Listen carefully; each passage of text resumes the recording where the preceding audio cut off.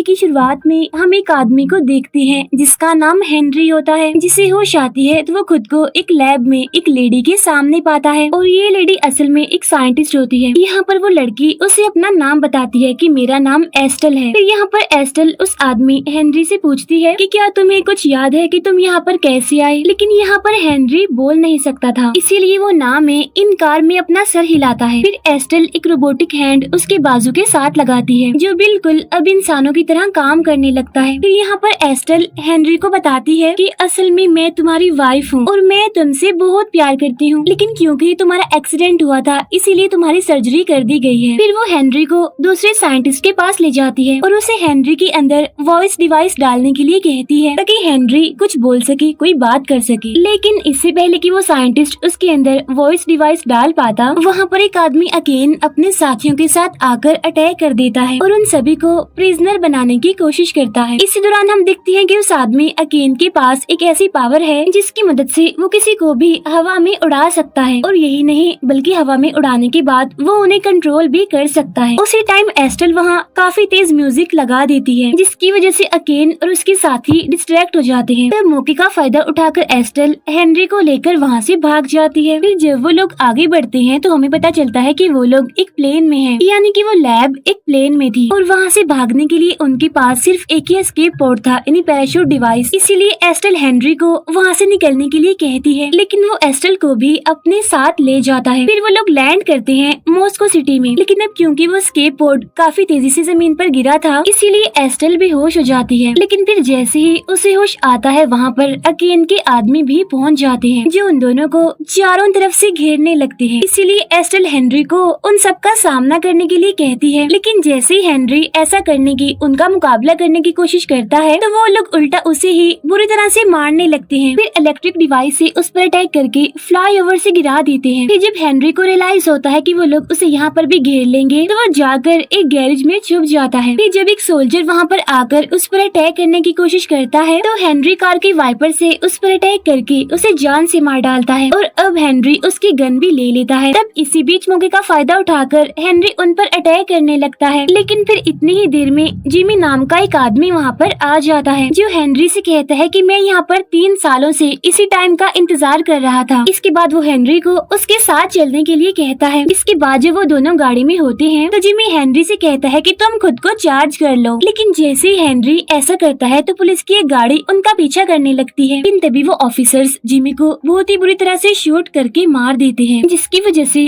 गाड़ी का एक्सीडेंट हो जाता है और इस एक्सीडेंट में हेनरी भी काफी इंजर्ड हो जाता है, इसीलिए वो बेहोश हो जाता है। लेकिन जब उसे होश आती है तो अकेन के आदमी दोबारा से उस पर अटैक कर देते हैं, इसीलिए हेनरी अपनी जान बचाता हुआ एक शॉप में पहुंचता है। लेकिन तभी वो पुलिस ऑफिसर्स वहां पर भी पहुंच जाते हैं, लेकिन हेनरी यहाँ पर एक एक करके उन सभी को मार देता है। फिर वो वहाँ से भागता हुआ एक बस में जा पहुँचता है, लेकिन तभी उसके पास एक आदमी आता है जो उसे बताता है कि मैं जिमी हूँ और वो एक टूल की हेल्प से हेनरी के हाथ से एक छोटी सी डिवाइस बाहर निकालता है और बताता है कि ये देखो इसकी मदद से तुम्हें ट्रैक किया जा रहा था। इसके साथ साथ जिमी उसे ये भी बताता है कि चार्जिंग ना होने की वजह से तुम्हारा सिस्टम थोड़े ही दिन में बंद हो जाएगा। तभी उन्हें वहाँ पर एक आदमी दिखाई देता है जिसकी पूरी जैकेट मेटल की बनी हुई थी। यहाँ वो आदमी फायर थ्रोअर से जिमी को जलाकर उसे मार देता है। इसी दौरान हेनरी गन से उस आदमी को शूट करने की पूरी कोशिश करता है, लेकिन गोलियों से उसे कोई भी फर्क नहीं पड़ता और इसके फौरन बाद वो अपनी जान बचाकर वहाँ से भाग जाता है। और इतनी ही देर में उसके पास जिमी की कॉल आती है जो हेनरी को एक लोकेशन सेंड करके उसे वहाँ पर आने के लिए कहता है। फिर जब हेनरी उस लोकेशन को फॉलो करते हुए वहाँ पर पहुँचता है तो वो देखता है कि ये तो एक क्लब है। हेनरी भागता हुआ एक रूम में पहुँचता है जहाँ पर उसे अकेन मिलता है जो कि हेनरी के सामने ही एक आदमी को मार देता है। साथ साथ वो हेनरी पर भी अटैक कर देता है, लेकिन हेनरी किसी तरह वहाँ से बचकर निकल जाता है। अकेन के आदमियों का मुकाबला करने के लिए पहुँचता है। इसी दौरान हेनरी मशीन गन से उन लोगों पर बहुत ही बुरी तरह से अटैक कर रहा था, लेकिन इसी दौरान एक आदमी हेनरी से वो गन छीन लेता है जिसकी वजह से हेनरी अब एक दूसरी गन से ही उन लोगों को मारने लगता है और एक आखिरी बची हुई गाड़ी में वो जा पहुंचता है। वहां पहुंचकर वो देखता है कि उसकी वाइफ एस्टल वहां पर कैद है, इसीलिए वो उसे आजाद करता है। यहाँ पर हेनरी देखता है कि उसकी वाइफ एस्टल की हालत काफी खराब है क्योंकि वो काफी डरी हुई, काफी घबराई हुई थी। उसे लग रहा था कि अब वो कभी भी हेनरी से नहीं मिल पाएगी, लेकिन उसी टाइम अकेन वहाँ पर अटैक कर देता है जिसकी वजह से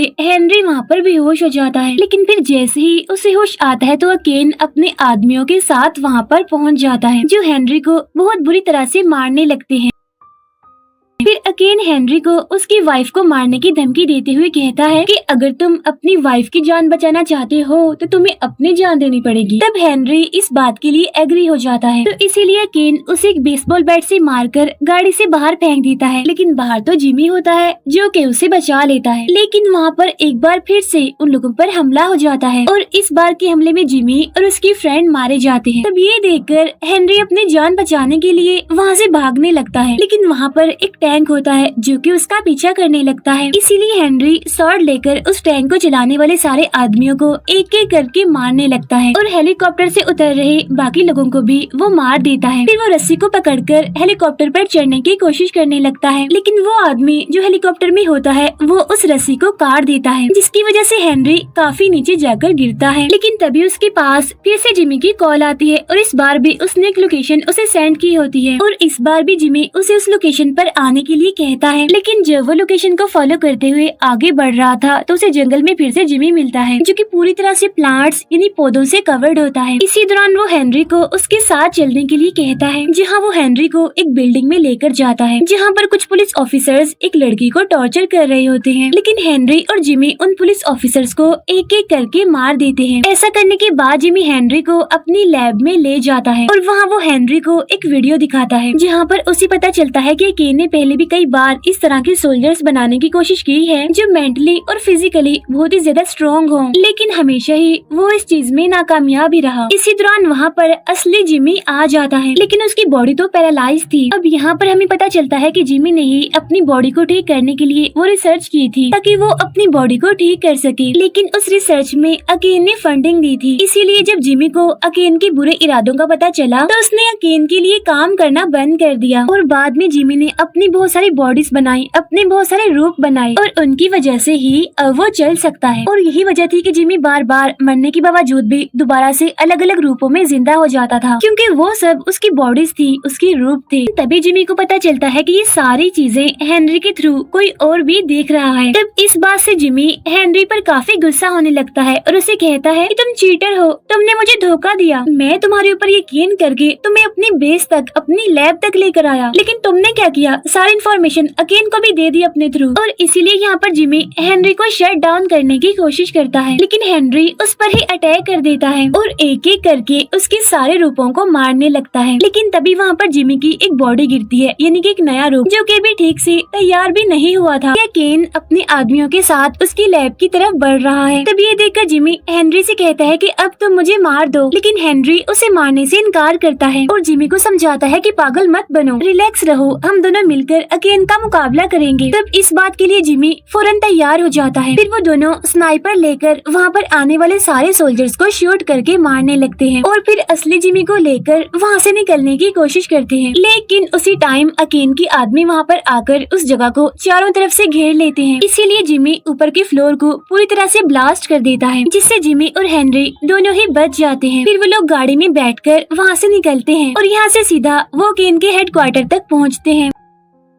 वहाँ पर उन्हें वही आदमी मिलता है जिसने मेटल की जैकेट पहनी हुई थी और यहाँ वो आदमी फायर थ्रोअर से उन पर अटैक करने की कोशिश करता है, लेकिन हेनरी उस पर भी अटैक करके उसे बड़ी बेरहमी से मार डालता है। अब देखते ही देखते जिमी यहीं पर मर जाता है। इसके बाद हेनरी अंदर जाकर वहाँ पर मौजूद सारे सोल्जर्स को एक एक करके बड़ी बेरहमी से मार देता है। ऐसा करने के बाद वो एक रूम में पहुँचता है। वहाँ टीवी पर अकेन की वीडियो चल रही होती है, जिससे उसे पता चलता है कि एस्टल उसकी यानी हेनरी की वाइफ नहीं है, बल्कि एस्टल तो अकेन की वाइफ है। और एस्टल सभी लैब विक्टिम से यही बात बताती है कि मैं तुम्हारी वाइफ हूँ। फिर वो इमोशनली खुद को उनके साथ कनेक्ट करके उनकी पावर्स को चेक करती है। उसी टाइम हेनरी को फील होता है कि अकेन उसके रूम में ही है, इसीलिए वो गन से उस पर अटैक करने की कोशिश करता है, लेकिन अकेन उसे उठाकर दूर फेंक देता है और अपने एक आदमी को हेनरी पर अटैक करने के लिए कहता है। लेकिन हेनरी उस आदमी को काफी बुरी तरह से मार देता है, तो उसके पास अकेन पहुँच जाता है, जो हेनरी को उसके अपने ही हाथों से मरवाने लगता है। है, क्योंकि अकेन के अंदर किसी भी चीज को कंट्रोल करने की पावर थी। इसीलिए हेनरी यहाँ पर कमजोर पड़ते हुए बेहोश हो जाता है। फिर जब उसे होश आती है तो उसके सामने एस्टेल और अकेन होते हैं। इसी दौरान हेनरी को पता चलता है कि ये सब कुछ जो भी हुआ वो एस्टेल का ही प्लान था, क्योंकि उनको लगा था कि अगर किसी सोल्जर को जगाने के बाद उसे ये एहसास दिलाया जाए कि उसकी वाइफ खतरे में है, तो वो सोल्जर अपनी वाइफ को बचाने के लिए कुछ भी कर सकता है। और इस चीज में वो लोग पूरी तरह से कामयाब भी रहे। और इसी वजह से अकेन हेनरी के जैसे ही और भी बहुत सारे रोबोट्स बनाना चाहता है जिनके दिमाग असली इंसान के होंगे। फिर अकेन हेनरी को मारकर वहाँ से जाने लगता है, लेकिन इससे पहले कि वो वहाँ से जा पाता, हेनरी उस पर अटैक करके उसके हाथों को बुरी तरह से तोड़ने लगता है, जिससे अकेन यहाँ पर अपनी पावर्स का इस्तेमाल करके वहाँ पर मौजूद सारी चीजों को हवा में उड़ाने लगता है ताकि हेनरी उसके पास ना आ सके। लेकिन इसके बावजूद भी